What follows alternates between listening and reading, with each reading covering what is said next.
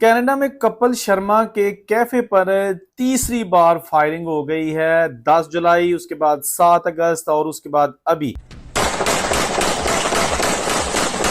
हमलावर आए, बाहर गाड़ी में बंदूक निकाली, शीशे और उसके दरवाजे उस पर फायरिंग की।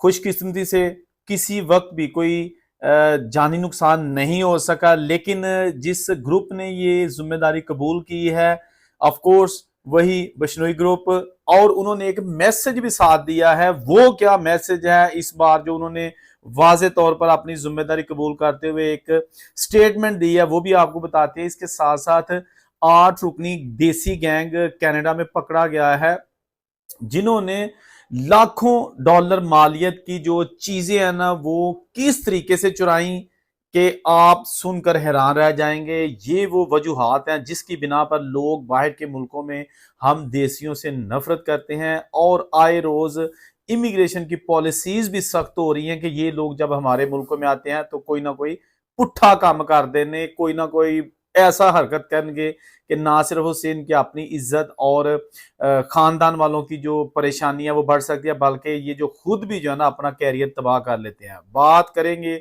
कपिल शर्मा, भारत के मशहूर कॉमेडियन और होस्ट हैं। सब लोग जो टीवी देखते हैं उनको जानते हैं। कपिल शर्मा जिन्होंने कनाडा सरे में जाके एक कैफे बनाया था, बहुत ही आलीशान कैफे, शीशे लगा के, और बड़ा ही मशहूर कैफे है उस एरिया में। वहां पर जनाब बताया जा रहा है मुबैना तौर पर कि ये जो बिश्नोई गैंग है इसके कारकुन कपिल शर्मा के पीछे पड़े हुए हैं। हालांकि उनको पता है कि इस कैफे के अंदर कपिल शर्मा या उनकी पत्नी, उनकी अहलिया, उनकी वाइफ मौजूद नहीं होते।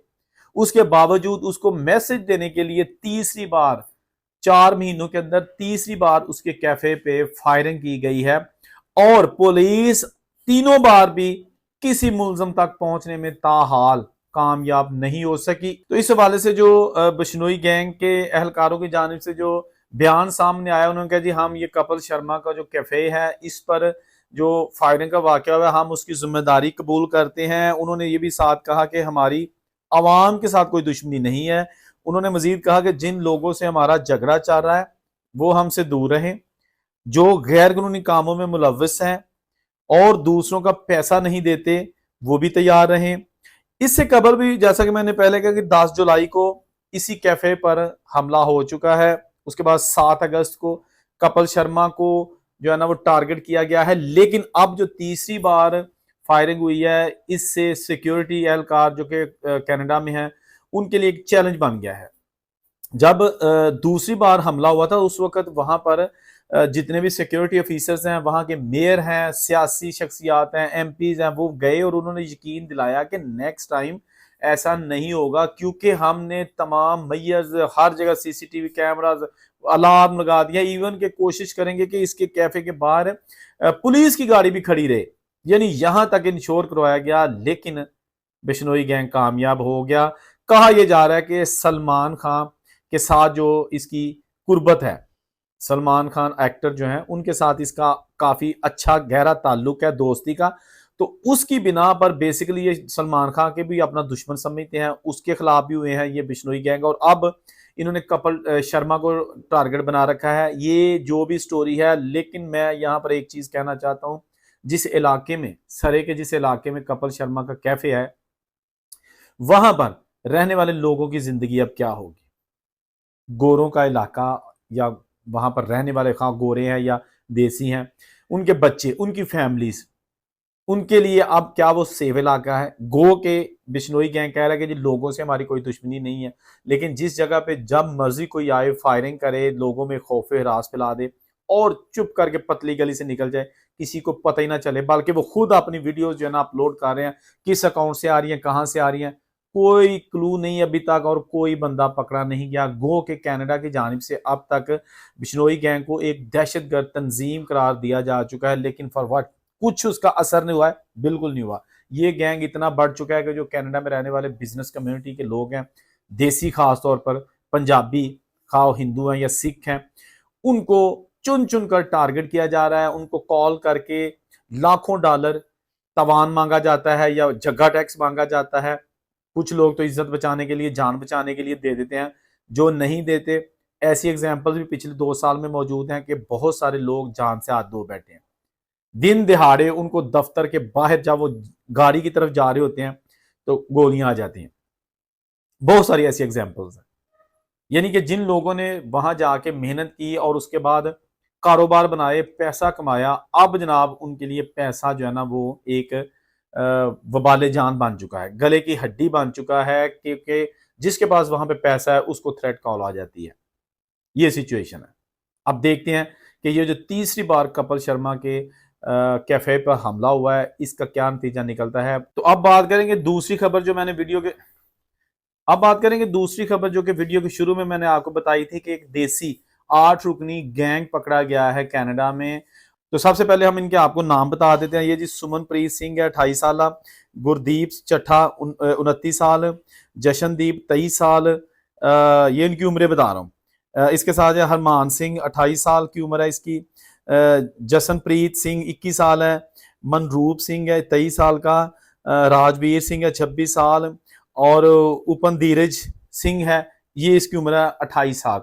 अच्छा, ये क्या करते थे, इन्होंने एक गैंग बना रखा था और जो अमेजोन और दूसरे डिलीवरी किसी के पैकेजेस डिलीवरी ड्राइवर जो है ना वो घर के बाहर रखकर चला जाता था, तो ये वहां पर उठा के ले जाते थे। अब उसमें कुछ भी है, ऑफकोर्स कोई ना कोई कीमती चीज ही होगी ना। अब होता यह है बाहर के मुल्कों में कि जो डिलीवरी राइडर आता है ना वो आपके घर में आता है, आपकी बेल देता है, अगर घर से कोई निकल आता है तो उसके हैंड ओवर कर देता है, अगर नहीं निकलता उसके घर के दरवाजे के बाहर रख के उसकी तस्वीर बना के चला जाता है कि जाके कंपनी को दिखाए कि देखिए मैं उसके घर के बाहर डिलीवर करके आ गया हूँ। ये लोग घूमते फिरते लोगों के दरवाजे देखते, किसी के घर के सामने पार्सल पड़ा होता है उसको उठा के ले गए।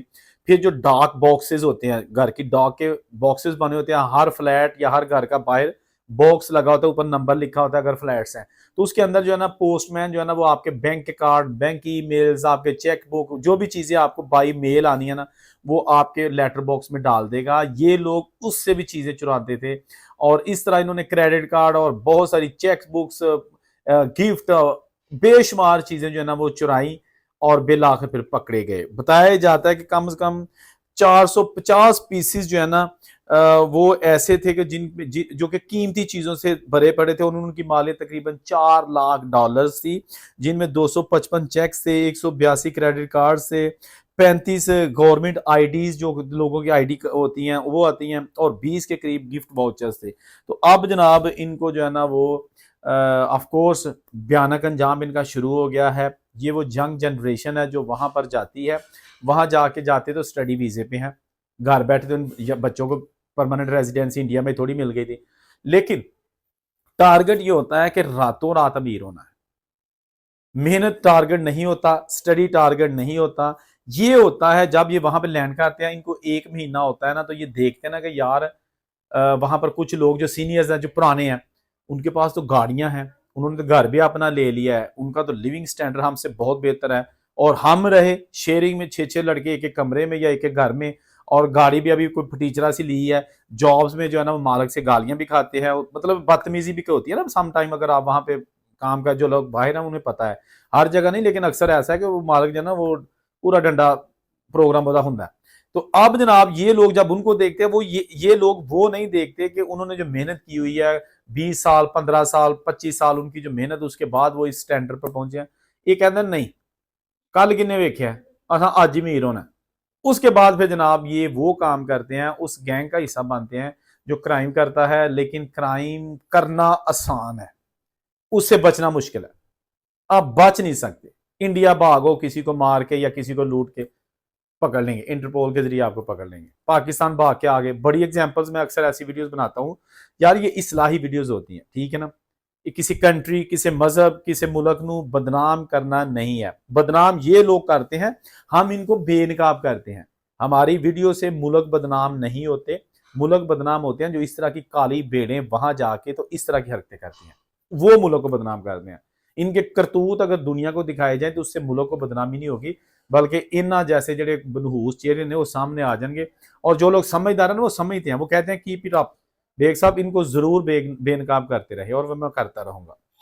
देखते हैं अब इस गैंग के साथ क्या होता है कि नारा गड़ाने मिल रहा है ਤੇ ਇਹਨਾਂ ਨੂੰ ਆਫ ਕੋਰਸ डेपोटेशन भी होगी, बाद में सजा भी होगी, डिपोर्ट भी कर दिया जाएगा। तो कितने गया पैसा? जो भी आपने पैसा कमाया वो तो उन्होंने ले लिया, बरामद कर लिया। अब ब्लैक लिस्टेड होना तमाम कंट्रीज के लिए फिर हो सकता है कि वो आप कहीं आपको वीजा ही ना मिले। एनीवेज, अल्लाह ताला से दुआ है कि अल्लाह ताला तमाम को रिज़्क़ हलाल खाने की तौफीक अता फरमाए, और जो हमारी सब की मेरी भी गलतियां इनको माफ़ करे। और ये वीडियो जो ना अगर अच्छी लगे तो इसको शेयर